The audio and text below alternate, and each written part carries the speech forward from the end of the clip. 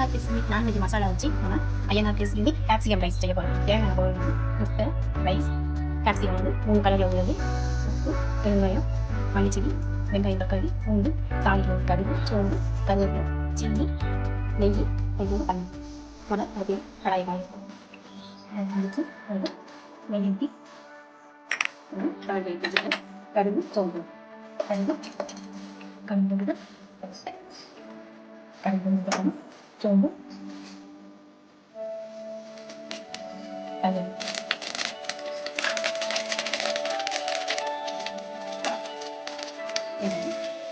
வெங்காயம் கொஞ்சம் வளர்ந்துட்டோம்.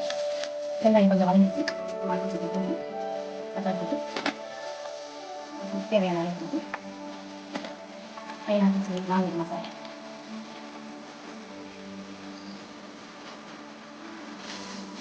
கொஞ்ச நேரம் வளர்ந்துடும். வெங்காயம் கொஞ்சம் வளர்ந்துச்சு வேணாம் போது வளர்ந்து அது பண்ணுறாங்க.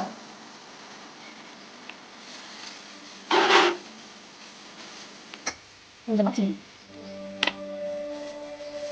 கொஞ்சம் தண்ணி ஊற்றி ஒரு 2 நிமிஷம் மட்டும் வேக வைக்கணும். தண்ணினா கொஞ்சம் வளர்ந்துச்சு கொஞ்சமாக வெங்காயம்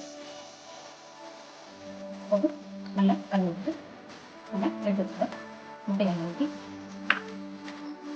மசாலா போட்டு கொஞ்சம் வேகணும். முட்டை வச்சு ரைஸ் பண்ணி போட்டு நல்லா மிக்ஸ் ஆகிடுச்சு. ஐஎன்ஆர் கிறிஸ்பி நமக்கு கேப்சிகம் ரைஸ் ரெடி ஆகிடுச்சு. கடைசியாக கொஞ்சம் மல்லித்தூள் தூவி நல்லா மிக்ஸ் பண்ணி கேட்க வேண்டியது. INR crispy capsicum rice ready ஆகிடுச்சு. கலர்ஃபுல்லாக இருக்குது, டேஸ்ட்டும் ரொம்ப அருமையாக இருக்குது.